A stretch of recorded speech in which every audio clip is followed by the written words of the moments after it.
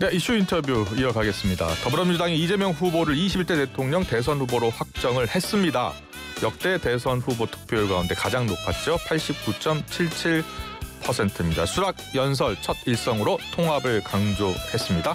자, 당 법률 대변인 이건태 의원 모시고 들어보겠습니다. 어서 오십시오. 네, 안녕하세요. 안녕하세요. 네, 네, 의원님. 네. 이재명 후보가 민주당 대선 후보로 확정이 됐는데 역대 득표율 가운데 가장 높았습니다. 예. 89.77%. 예. 어떻게 해석해야 돼요? 저도 이제 현장에 있었는데요. 네. 국민과 당원들이 정말 전폭적인 지지를 보내줬습니다. 네. 그만큼 기대가 큰 후보라고 볼 수 있습니다. 네. 아마 내란을 빨리 종식하고 국민을 다시 통합해서 네. 다시 세계로 나가자. 이런 희망과 과제를 이재명 후보의 어깨 위에 올려놨다고 이렇게 생각합니다. 네. 그 수락 연설문에 통합이라는 단어가 14번 들어갔다고 해요. 예. 예. 이재명 후보가 대통령이 된다면 어떻게 통합 행보를 이어갈 것 같습니까? 어제 이제 그 연설에도 그 말씀이 있었던 것 같은데, 네. 이제 고위직 공무원들을 네. 진영에 따라 가르지 않고 이 능력 중심으로 필요한 인재는 쓰고 이런 식의 통합을 보일 것 같고요. 먼저 인사를 통해서 통합 행보. 예. 저는 그렇게 예상합니다. 예. 인사를 통해서 인재라면 일 잘하는 후보라면 등용을 하겠다. 그러면서 통합을 이끌어가겠다. 김대중 대통령도 그랬었죠. 예. 지금 정치 상황에서 통합이 절실한 이유는 어디 있다고 보세요? 대통령이 되면 대통령의 첫 번째 그 의무가 국민 통합입니다. 국민 통합. 그렇죠. 근데 윤석열 대통령은 거기에 전혀 그렇지 못했죠. 관심도 보이지 않았고 의지도 없었고. 그러다 보니까 이 진영이 나뉘고 뭐 이렇게 됐습니다. 그런데 그래서 지금은 국론 분열이 굉장히 극심하게 돼 있는 상태입니다. 국민 통합이 없이는 국가의 힘이 모아질 수 없고 국가의 힘이 모아지지 않으면 국가의 문제가 해결될 수도 없고 또 세계로 나아갈 수도 없습니다. 국가가 정체될 수밖에 없죠. 그래서 대통령이 되기 전에는 정치적으로 한 세력의 대표일 수 있지만 대통령이 되면 국민 전체의 대표고 국가의 원수입니다. 당연히 국민 통합을 해야 됩니다. 그동안 보면 양 진영에서 강성 지지층의 목소리를 대변하는 정치인들이 많았잖아요. 그러니까 이제 강성 목소리가 있을 수는 있어요. 그러나 그건 대통령이 되기 전에 정치인이 그럴 수는 있겠지만 그것도 뭐 바람직한 건 아니지만 일단 대통령이 되면 헌법에 대통령한테는 국민 통합 의무를 지어주고 있거든요. 당연히 국민 통합해야죠. 국민의힘의 대통령도 아니고 민주당의 대통령도 아니고 국민 전체의 대통령이잖아요. 알겠습니다. 꼭 어떤 대통령이 됐든 통합을 최우선 과제로 삼고 이끌어줬으면 좋겠습니다. 그런데 국민의힘은요. 이재명 후보가 89.77%로 대선 후보로 확정이 되니까 사당화된 이재명 당으로 전락했다라고 비판을 했습니다. 국민의힘의 비판에 대해서는요. 그건 일종의 프레임인데요. 국민의 높은 지지, 당원의 높은 지지를 받은 결과이지 이것이 사당화는 아니죠. 그건 완전히 잘못된 프레임이죠. 어떤 사람이 국민들로부터 큰 기대를 받고 높은 지지를 받았다고 해서 그 당이 그 후보의 사당이 됐다 이렇게 볼 수는 없죠. 자, 이재명 후보가 가장 지금 각종 여론조사에 가장 높은 지지율을 지금 기록하고 있는데요. 하지만 극복해야 될 과제 중에 하나로 높은 비호감도를 뽑는 분들도 있어서요. 어떻게 극복해야 된다고 보세요? 근데 그 부분에 대해서는 좀 저는 견해가 다른데요. 말씀하세요. 비호감도는 낮게 하는 그런 노력을 정치인이 하기는 해야 되는데 주요 후보 중에 비호감도가 제가 알기로는 가장 낮은 후보로 알고 있습니다.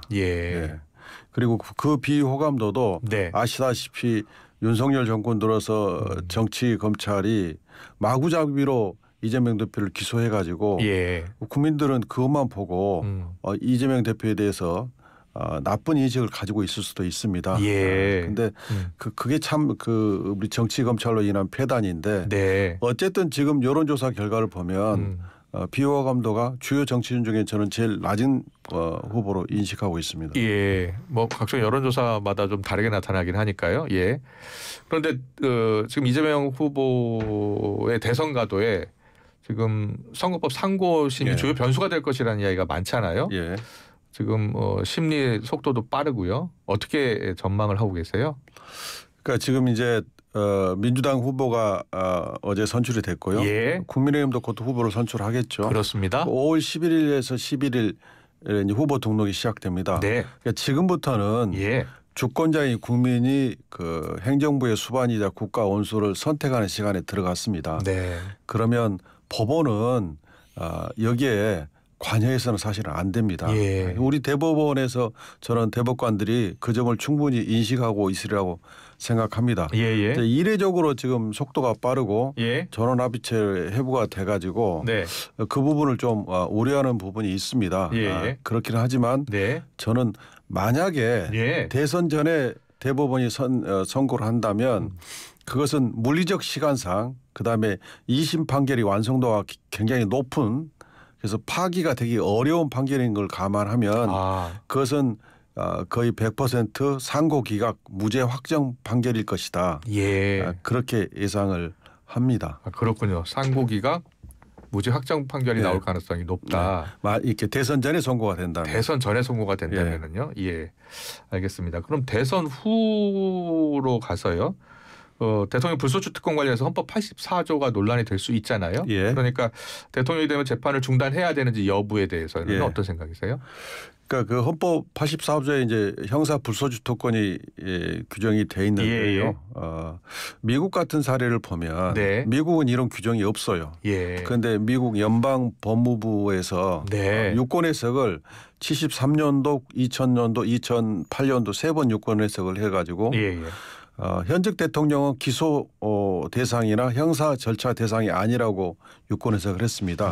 그렇게 해서 이번에 그 트럼프 대통령이 소추가 됐거나 수사를 받고 있었는데 그걸 공소를 다 취소했습니다. 마찬가지로 우리 헌법학자들도 기소할 수도 없고 이미 된 기소도 재판을 중단해야 된다라고 하는 게 지배적 견해입니다. 그래요? 그렇기 때문에 당연히 법원은 이재명 대표 후보가 당선이 되면 재판을 중단할 걸로 보여지고요. 어쩌면 지금 대법원이 그 부분을 가장 고민하고 있을 수도 있습니다. 아, 그래요? 어차피 대선 전에는 선고하기가 어려우니 그러면 대선 후에 대법원은 즉시 재판 중단 여부를 결정을 해줘야 되거든요.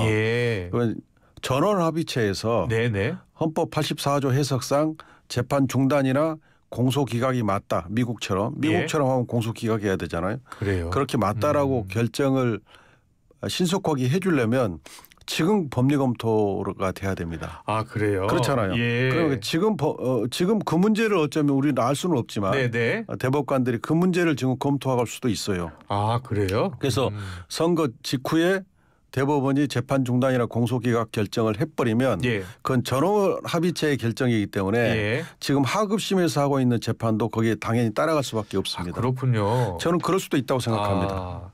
그 대선 이후에 지금 이재명 후보가 대통령이 된다면 지금 재판을 한 4개 재판도 추가로 받고 있는 상황이니까 그 재판 중단 여부까지 전원합의체를 통해서 밝힐 수 있다. 어쩌면 전압으로 보낸 게 그 결정을 하기 위해서 대법관들이 그 결정을 하기 위해서 전압으로 보낸 것이 아닌가 하는 생각을 저는 하고 있습니다. 아, 그렇군요. 법조인이시니까요.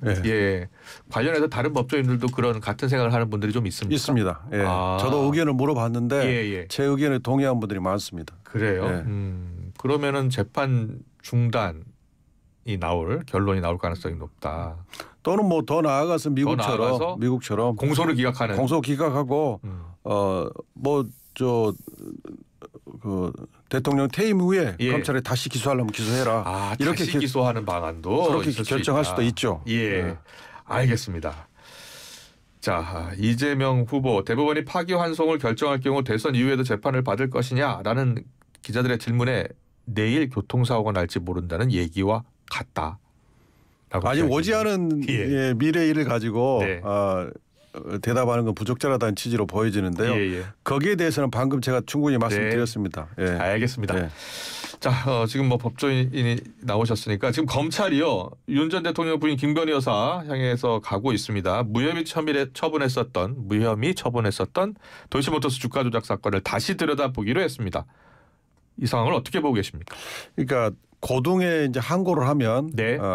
고등검찰청의 검사가 다시 수사할지 그걸 재기수사 명령이라고 하거든요. 다시 수사할지 예. 또는 직접 기소해버릴 수도 있습니다. 그렇군요. 이런 권한이 있습니다. 그런데 예. 보통은 다시 수사하기로 하는 재기수사 명령 결정을 하면 예. 중앙지검으로 다시 내려보내요. 그런데 이 경우는 고검에서 직접 처리하겠다고 발표를 했어요. 그랬군요. 그러면 불기소를 할 때 무혐의 결정을 할 때 국민들이 엄청나게 검찰을 지탄했잖아요. 그런데 다시 수사한 이후에 또 무혐의를 하면 욕을 2번 먹는 짓을 하겠어요? 그래서 중앙지검이 아니라 서울고검이 한다? 예. 그러니까 이것은 재기수사 명령 결정을 할 때 네. 기소를 염두에 두고 그 결정을 했다고 보는 것이 매우 합리적입니다. 그렇군요. 예. 이게 중앙지검에서 수사해왔던 내용인데 이거 서울고검에서 딱 들여다보고 이거 재수사해야 된다. 그리고 이제 중앙지검을 내려보는 게 또 부적절한 게 이창수 검사장이 이걸 무혐의 했다는 이유로 직무유기 아니냐 해서 탄핵소추가 돼서 기각돼서 다시 복귀했잖아요. 그런데 그 검사장이 지휘하고 있는 중앙지검에 또 내려보낸다는 것은 매우 부적절합니다. 그렇군요. 그래서 고검이 직접 지금 재기해서 수사하기로 했는데 재기수사한 이후에 다시 무혐의 할 거라면 재기수사할 이유가 없죠. 그런데 그 고검장이 박세현 고검장이에요. 이 박세현 고검장이 윤 전 대통령 구속 취소에 대한 즉시항고 포기 결정을 놓고서 반발했었던 그런 인물이었잖아요. 그래서 이번 수사는 좀 다를 것이다라는 관측이 나오더라고요. 네, 저도 그 관측에 동의합니다. 왜냐하면 재기수사를 했다는 것 자체가 이미 기소를 염두에 둔 것이고 그렇군요. 또 박세현 고검장은 지난 즉시항고 그때 즉시항고 해야 된다 이렇게 주장을 했고 그것 때문에 결정이 하루 이상이 미뤄졌잖아요. 그랬었죠. 그런데 지금 심우정 청장은 내부에서 지도력을 거의 상실한 상황입니다. 그 즉시항고를 하지 않은 것이 매우 이례적인 결정이었기 때문에 검찰 내에서 공정하지 못한 처사를 총장이 했다는 비판을 받고 있고 이번에 뭐 자녀 문제도 있고 그래가지고 어쨌든 지금 지도력 상호당은 상실했고 또 대선이 얼마 남지 않은 상태에서 심우정 총장이 대선 이후에 바뀔 가능성도 있고 그렇기 때문에 박세현 고검장이 이제는 본인의 뜻대로 결정할 가능성이 높습니다. 그렇군요. 그런데 함께 무혐의 나왔었던 그 명품백 수사건에 대해서는 항고를 기각했어요. 어떤 배경이 있는 거예요? 그 부분은 이제 부정청탁금지법에 공직자의 배우자에 대해서는 처벌 규정이 없어요. 과태료만 있었던 걸로 알고 있는데 그래서 그 부정청탁금지법만 판단 대상으로 했다면 항고 기각 결정을 했을 수 있죠. 그런데 국민들이 저희 민주당이 주장하는 것은 부정청탁금지법에 한정하지 말고 알선수재 남편인 윤석열 대통령의 직무와 관련해서 받은 거 아니냐 이걸 살펴달라고 했거든요. 그래서 그 부분은 여전히 저는 남아있다고 생각합니다. 그래서 검찰의 결정은 기판력이 없어요. 그러니까 법원의 판결은 한 번 판결이 되면 다시 재론이 불가능한데 검찰의 결정은 다시 재론할 수 있습니다. 그렇기 때문에 이 명품백 사건도 새로운 정부가 들어서면 다시 문제 삼을 수 있다고 생각합니다. 그렇군요. 그럼 명백수 사건도 다시 또 재수사가 될 수 있는 거네요? 될 수 있습니다. 이번 그 고검만 이거 항고를 기각한 거예요? 그렇습니다. 그러니까 정확한 범죄 사실을 제가 아직 모르는데 부정청탁금지법이면 거기 처벌 정황이 없으니까 항고 기각할 수 있지만 다른 혐의로 수사를 했을 경우에는 다를 수 있다. 더 넓혀서 알선수재를 가지고 가면 그건 다시 수사할 수 있다는 겁니다. 알겠습니다. 또 관련해서 다른 사안이긴 합니다만 공천 개입 의혹 관련해서도 또 김건희 여사를 언제 소환할지가 관심이더라고요. 지금 명태균 그 게이트와 관련해서는 당연히 김건희, 윤석열 두 사람을 소환을 해야 되는데 지금 지휘부가 심우정 총장과 이창수 검사장 체제잖아요. 그래서 또 대선 기간이 뭐 불과 얼마 안 남았기 때문에 이 체제에서는 제 생각은 윤석열, 김건희 두 사람을 안 부르고 예. 그냥 시간을 지연시키면서 갈 가능성이 그렇게 높다. 보시는군요. 예. 예. 그러면 대선 끝나고 네. 네. 새로운 체제에서 수사를 할 가능성이 있다 이렇게 봅니다. 예. 지금 건진법사, 건진법사 전성배 씨 관련 의혹이 좀 커지고 있는데 관련해서 수사가 어떻게 진행될 것 같습니까? 네, 그러니까 윤석열, 김건희 씨 두 사람 소환은 이 현 체제에서는 계속 미루려고 할 것이고, 나머지 수사는 조금씩 진행을 하겠죠. 건진법사 관련해서 계속해서 수사를 더 해 나가고. 그러니까 결정적인 지금 국민들이 바라는 것은 윤석열, 김건희 빨리 수사하길 바라잖아요. 근데 이 부분은 여전히 현 체제에서는 좀 미루려고 할 것 같아요. 그런데 공정개혁 관련해서는 결국은 국민의힘 관련 또 인사들도 소환 조사할 수 있는 거 아니에요? 그 수사도 대선 이후에 진행될 가능성이 높다고 보시는 거예요? 결정적 수사는 미룰 것이다. 그러니까 수사하는 모양을 갖추면서 저는 그렇게 좀 비판적으로 봅니다. 알겠습니다. 네. 그 범적 사안 하나만 더 물어볼게요. 문 전 대통령 전사의 채용 관련해서 이제 문 전 대통령이 뇌물수수 혐의로 기소가 된 거잖아요. 거기에 대해서는 어떤 생각이세요? 이게 그 사위를 취업시켜서 준 월급과 사위에게 준 월급이 문 전 대통령의 뇌물이다 이런 구조로 기소했잖아요. 근데 이건 굉장히 이해하기 어려운 구조입니다. 그러니까 사위한테 준 월급이 뇌물이라고 하려면 제3자 뇌물수수 구조가 맞거든요. 근데 제3자 뇌물수수를 구조하려면 부정한 청탁이 있어야 돼요. 그러니까 그 이상직 씨가 문재인 대통령한테 부정한 청탁을 해야 돼요. 근데 그게 입증이 안 되니까 제3자 뇌물수수라고 하는 본래 구도로 못 가고 검찰은 그 중진권 이사장 임명을 두고 얘기하는 거잖아요. 그러니까 중진권 이사장과 관련해서 이상직 씨의 부정한 청탁이 있었다든지 문재인 대통령이 거기에 관여했다든지 이 부분이 지금 안 나오니까 거기에 관련 증거가 없으니까 뇌물수수로 간 것 같은데 많이 그 동의하기 어렵습니다. 그래요? 알겠습니다. 일단 기소를 했기 때문에 재판은 진행되는 거죠. 그러니까 이게 윤석열 전 대통령이 지금 재판을 내란 수괴라고 하는 엄청난 국가적 범죄로 재판을 받고 있는데 거기에 문재인 전 대통령을 같이 기소를 해가지고 이 양비로운 상황을 만든 게 아닌가 그런 저는 아주 비판적으로 보고 있습니다. 네, 알겠습니다. 마지막 질문을 드릴게요.